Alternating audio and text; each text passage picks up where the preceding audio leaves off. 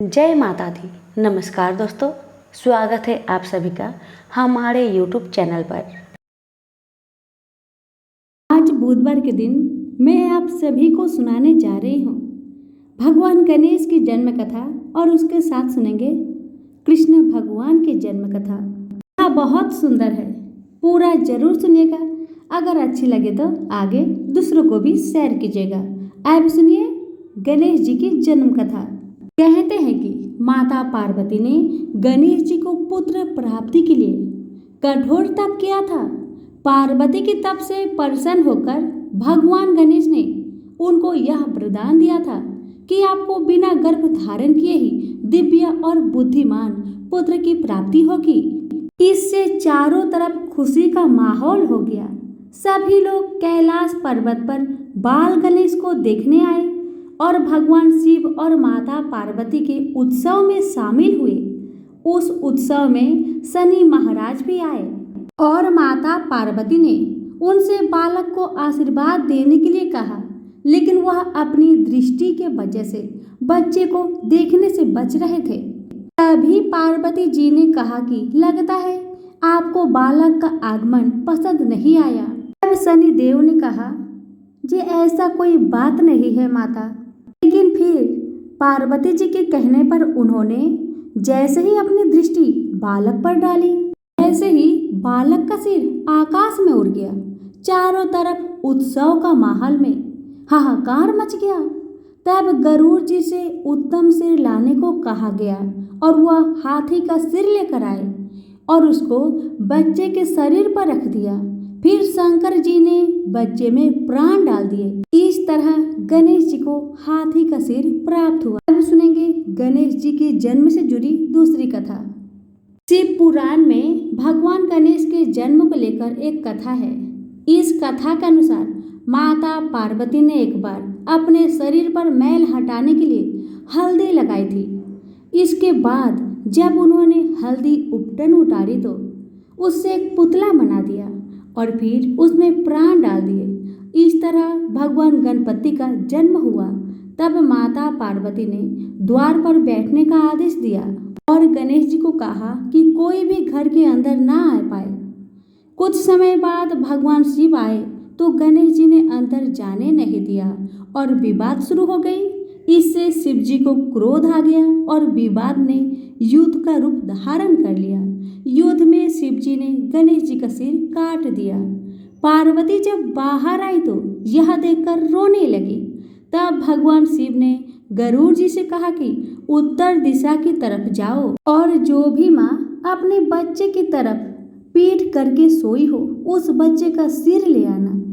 तब गरुड़ जी को हाथी के बच्चे का सिर दिखाई दिया। वह हाथी का सिर ले जाकर भगवान शिव को दे दिए।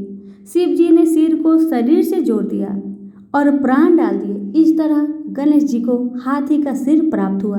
तो प्रेम से बोलिए गणेश भगवान की जय, उमापति शंकर भगवान की जय। अब सुनिए भगवान कृष्ण की जन्म कथा।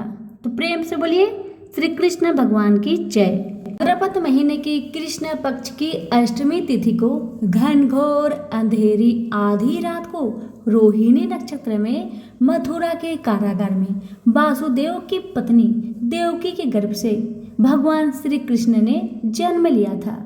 अब सुनिए कथा। द्वापर युग में भोजवंशी राजा उग्रसेन मथुरा में राज्य करता था। उसके आतताई पुत्र कंस ने उसे गद्दी से उतार दिया और स्वयं मथुरा का राजा बन बैठा। कंस की एक बहन देवकी थी जिसका विवाह वासुदेव नामक यदुवंशी सरदार से हुआ था। एक समय कंस अपनी बहन देवकी को उसके ससुराल पहुंचाने जा रहा था। रास्ते में अचानक आकाशवाणी हुई कि हे कंस, जिस देवकी को तू बड़े प्रेम से ले जा रहा है उसी में तेरा काल बसा है। इसी के गर्भ से उत्पन्न 8वां बालक तेरा वध करेगा।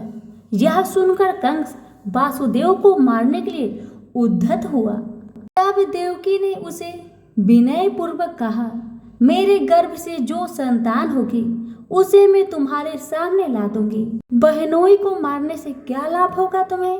कंस ने अपनी बहन देवकी की बात मान ली और मथुरा वापस चला आया। उसने वासुदेव और देवकी को कारागृह में डाल दिया।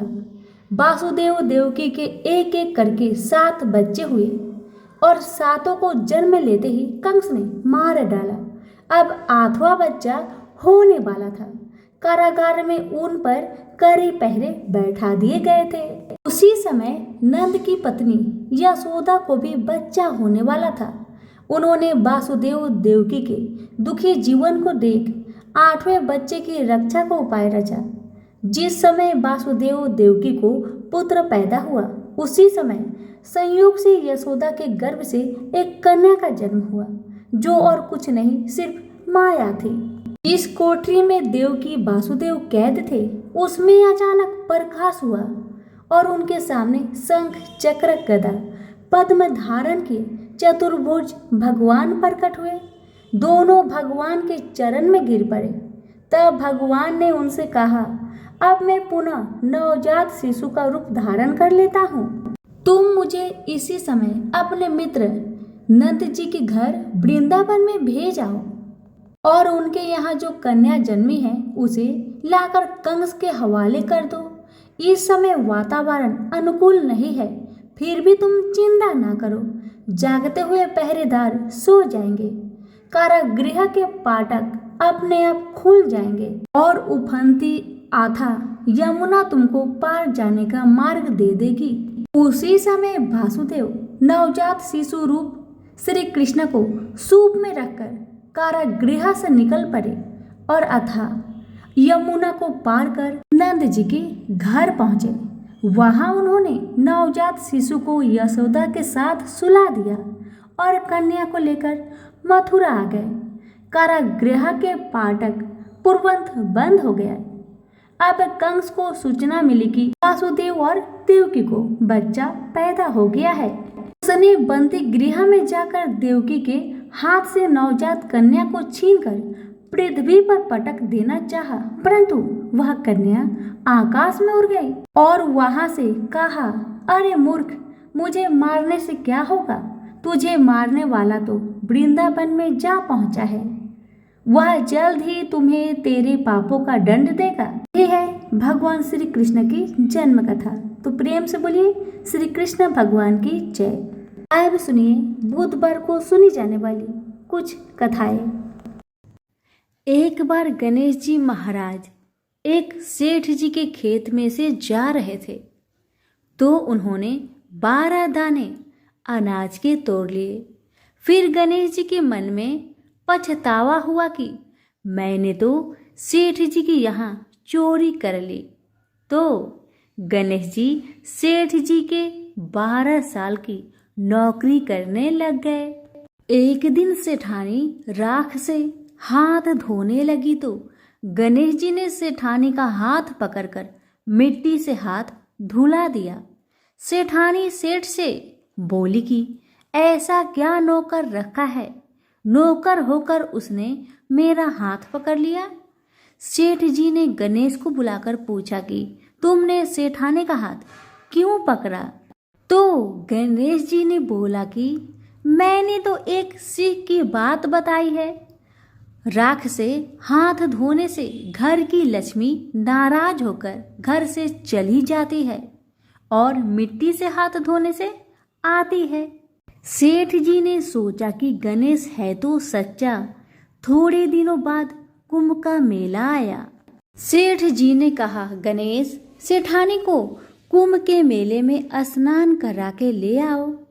सेठानी किनारे पर बैठकर नहा रही थी, तो गणेश जी उनका हाथ पकड़कर आगे डुबकी लगवा लाए।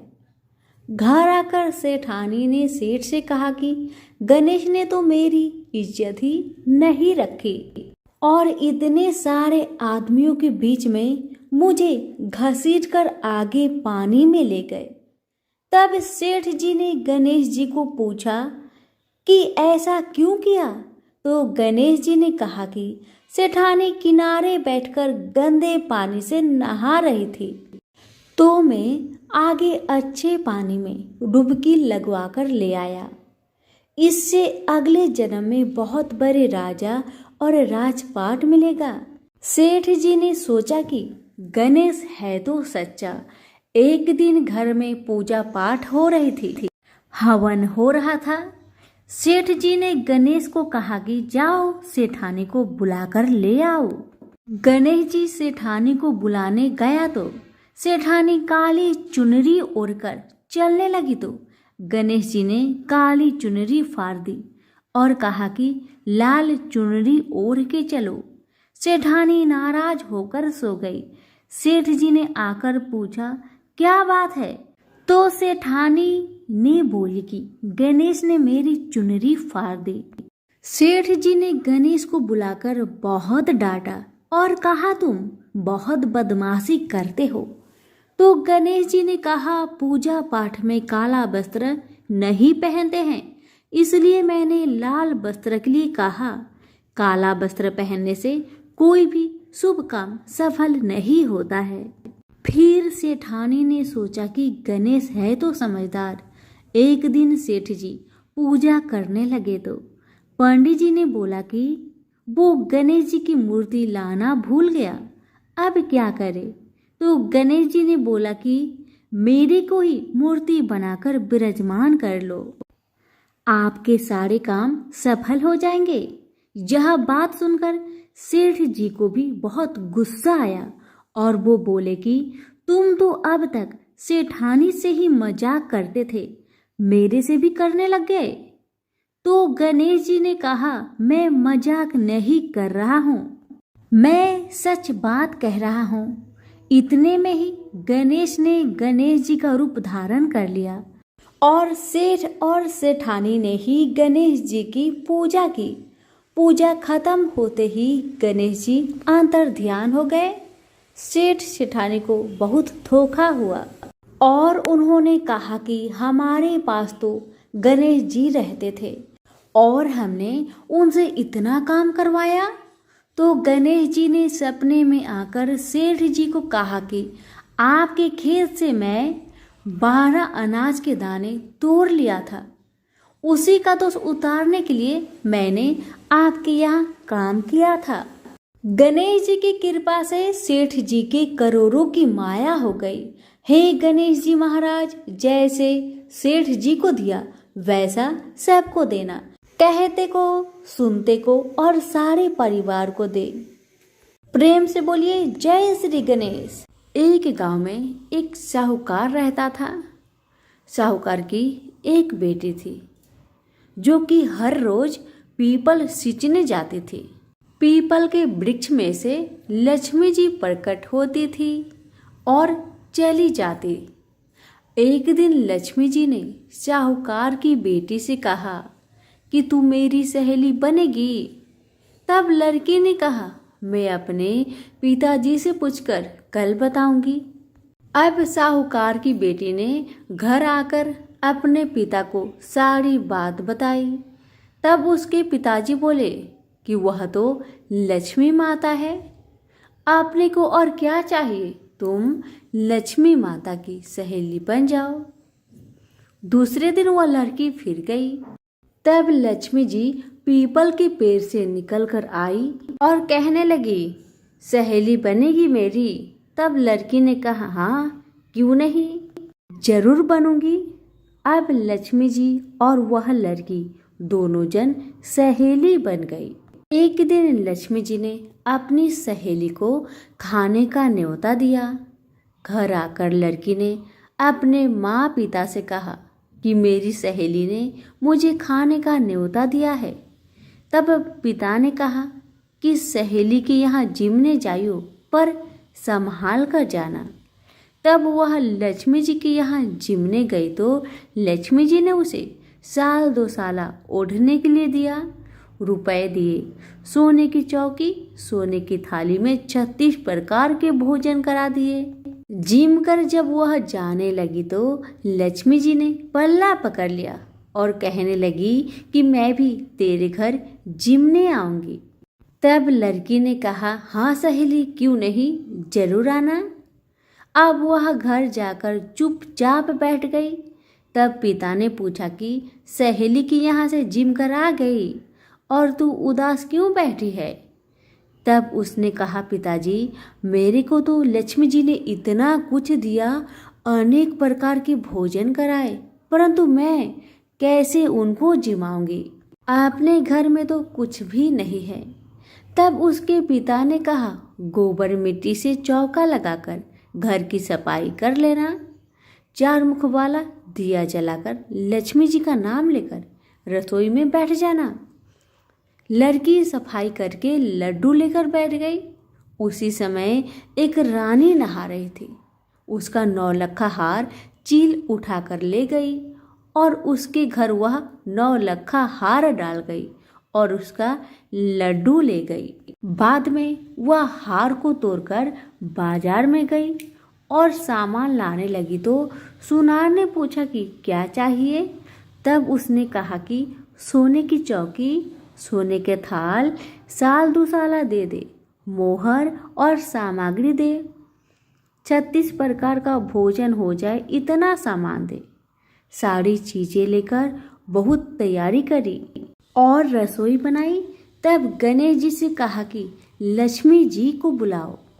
आगे आगे गणेश महाराज, पीछे पीछे लक्ष्मी जी आई।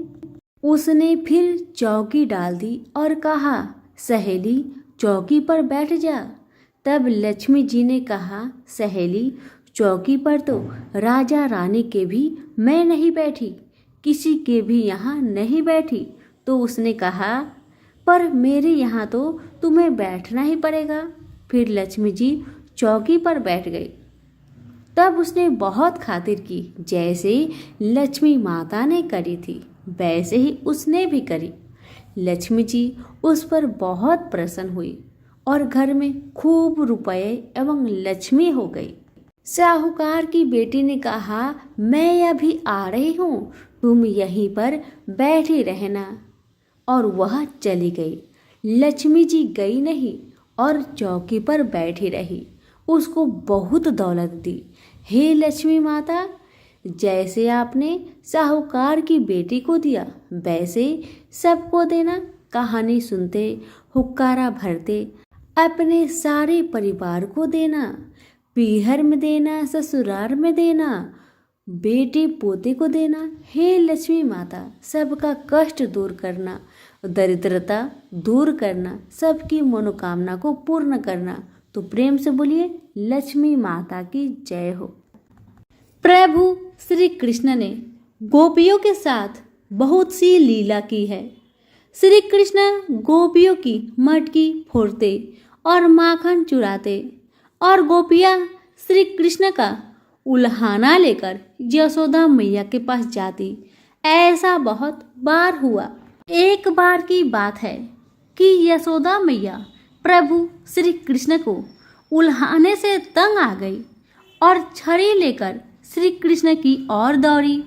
जब प्रभु ने अपनी मैया को क्रोध में देखा तो वह अपना बचाव करने के लिए भागने लगे। भागते भागते श्री कृष्ण एक कुम्हार के पास पहुंचे। कुम्हार तो अपने मिट्टी के घड़े बनाने में व्यस्त था, लेकिन जैसे ही कुम्हार ने श्री कृष्ण को देखा तो वह बहुत प्रसन्न हुआ। कुम्हार जानता था कि श्री कृष्ण साक्षात परमेश्वर है। तब प्रभु ने कुम्हार से कहा कि कुम्हार जी, आज मेरी मैया मुझ पर बहुत क्रोधित है। मैया छड़ी लेकर मेरे पीछे आ रही है। भैया, मुझे कहीं और छुपा लो। तब कुम्हार ने श्री कृष्ण को एक बड़े से मटके के नीचे छिपा दिया। कुछ ही क्षणों में मैया यशोदा भी वहां आ गई और कुम्हार से पूछने लगी, क्यों रे कुम्हार, तूने मेरे कन्हैया को कहीं देखा है क्या? कुम्हार ने कह दिया, नहीं मैया, मैंने कन्हैया को नहीं देखा। श्री कृष्ण यह सब बातें बड़े से घड़े के नीचे छुपकर सुन रहे थे। मैया तो वहां से चली गई। अब प्रभु श्री कृष्ण कुम्हार से कहते हैं, कुम्हार जी, यदि मैया चली गई हो तो मुझे इस घड़े से बाहर निकालो। कुम्हार बोला, ऐसे नहीं प्रभु जी, पहले मुझे 84 लाख योनियों के बंधन से मुक्त करने का वचन दो। भगवान मुस्कुराए और कहा, ठीक है, मैं तुम्हें 84 लाख योनियों से मुक्त करने का वचन देता हूँ। अब तो मुझे बाहर निकाल दो। कुम्हार कहने लगा, मुझे अकेले नहीं प्रभु जी, मेरे परिवार के सभी लोगों को भी 84 लाख योनियों के बंधन से मुक्त करने का वचन दो, तभी मैं आपको इस घर से बाहर निकालूंगा। प्रभु जी कहते हैं, चलो ठीक है, उनको भी 84 लाख योनियों के बंधन से मुक्त होने का मैं वचन देता हूँ। अब तो मुझे घर से बाहर निकाल दो। अब कुम्हार कहता है, बस प्रभु जी, एक विनती और है, उसे भी पूरा करने का वचन दे दो तो मैं आपको घर से बाहर निकाल दूंगा। भगवान बोले, वो भी बता दे, क्या कहना चाहते हो। कुम्हार कहने लगा, प्रभु जी, जिस घड़े के नीचे आप छुपे हो उसकी मिट्टी मेरे बैलों के ऊपर लाद के लाई गई है। मेरे इन बैलों को भी 84 के बंधन से मुक्त करने का वचन दो। भगवान ने कुम्हार के प्रेम पर प्रसन्न होकर उन बैलों को भी 84 के बंधन से मुक्त होने का वचन दिया। प्रभु बोले, अब तो तुम्हारी सब इच्छा पूरी हो गई है, अब तो मुझे घर से बाहर निकाल दो। तब कुम्हार कहता है, अभी नहीं भगवान, बस एक अंतिम इच्छा और है, उसे भी पूरा कर दीजिए, और वह यह है कि जो भी प्राणी हम दोनों के बीच के इस संवाद को सुनेगा, उसे भी आप 84 लाख योनियों के बंधन से मुक्त करोगे। बस यही वचन दे दो तो मैं आपको इस घर से बाहर निकाल दूंगा। कुम्हार की प्रेम भरी बातों को सुनकर प्रभु श्री कृष्ण बहुत खुश हुए और कुम्हार की इस इच्छा को भी पूरा करने का वचन दिया। फिर कुम्हार ने बाल श्री कृष्ण को घर से बाहर निकाल दिया, उनके चरणों में साष्टांग प्रणाम किया, प्रभु जी के चरण धोए और चनरा मिट लिया।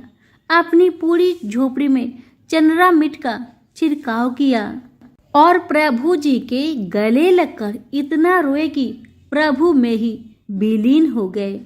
जरा सोचे, जो बाल श्री कृष्ण 7 कोस लंबे चौड़े गोवर्धन पर्वत को अपनी इक्वनी उंगली पर उठा सकते हैं, तो क्या वो घड़ा उठा नहीं सकते थे? लेकिन बिना प्रेम रिझे नहीं नटवर नंद किशोर।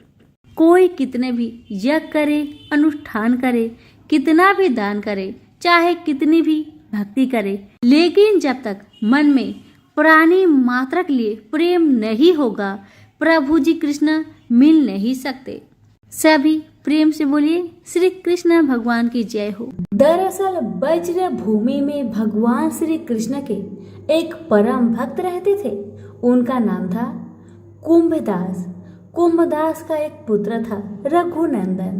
कुंभदास हर समय प्रभु श्री कृष्ण की भक्ति में लीन रहते थे और पूरे नियम से भगवान की सेवा करते थे। वे उन्हें छोड़कर कहीं नहीं जाते थे ताकि उनकी सेवा में कोई विघ्न न हो जाए। एक दिन वृंदावन से उनके लिए भगवत कथा करने का न्योता आया। पहले तो उन्होंने मना कर दिया, लेकिन लोगों के जोर देने से वे कथा के लिए जाने को तैयार हो गए। उन्होंने सोचा कि भगवान की सेवा की तैयारी करके वे रोजाना कथा करके वापस लौट आएंगे, जिससे भगवान का सेवा नियम भी नहीं टूटेगा। उन्होंने अपने पुत्र को समझा दिया कि वे भोग तैयार कर चुके हैं, तुम बस समय पर ठाकुर जी को भोग लगा देना। कुंभदास ने अपने पुत्र रघुनंदन को समझाया और वहां से प्रस्थान कर गए। जब बालक का रूप धारण कर भोजन करने आए श्री कृष्ण, रघुनंदन ने भोजन की थाली ठाकुर जी के सामने रखी और सरल मन से आग्रह किया कि ठाकुर जी आओ और भोग लगाओ। उसके बाल मन में यह छवि थी कि वे आकर अपने हाथों से भोजन करेंगे। हम सभी भोजन करते हैं। उसने बार बार ठाकुर जी से आग्रह किया, लेकिन भोजन तो वैसा का वैसा ही रखा रहा। अब रघुनंदन उदास हो गया और रोते हुए पुकारा कि ठाकुर जी आओ और भोग लगाओ। जिसके बाद ठाकुर जी ने एक बालक का रूप धारण किया और भोजन करने बैठ गए। ये हर्ष देख रघुनंदन भी प्रसन्न हो गया। रात को जब कुंभदास जी ने लौटकर पूछा, बेटा तुमने ठाकुर जी को भोग लगाया था? रघुनंदन ने कहा, हाँ, उन्होंने प्रसाद मांगा तो पुत्र ने कहा कि ठाकुर जी ने सारा भोजन खा लिया। उन्होंने सोचा कि बच्चे को भूख लगी होगी तो सारा भोजन उसने ही खा लिया होगा। अब तो ये रोज का नियम हो गया कि कुंभदास जी भोजन की थाली लगाकर जाते और रघुनंदन ठाकुर जी को भोग लगाते और जब वे वापस लौट कर आते तो वो प्रसाद मांगते। उन्हें एक ही जवाब मिलता कि ठाकुर जी सारा भोजन खा लिए। कुंभदास जी को अब लगने लगा कि पुत्र झूठ बोलने लगा है। कुंभदास ने एक दिन लड्डू बनाकर थाली में सजा दिए और छिपकर देखने लगे कि बच्चा क्या करता है। रघुनंदन ने रोज की तरह ही ठाकुर जी को पुकारा तो ठाकुर जी बालक के भेष में प्रकट होकर आए और लड्डू खाने लगे। यह देखकर कुंभदास जी दौड़ते हुए आए और प्रभु के चरणों में गिरकर विनती करने लगे। उस समय ठाकुर जी के एक हाथ में लड्डू और दूसरे हाथ वाला लड्डू मुख में जाने को ही था कि वे जर हो गए। उसके बाद से ही उनकी इसी रूप में पूजा की जाती है और वे लड्डू गोपाल कहलाए जाने लगे। प्रेम से बोलिए लड्डू गोपाल की जय।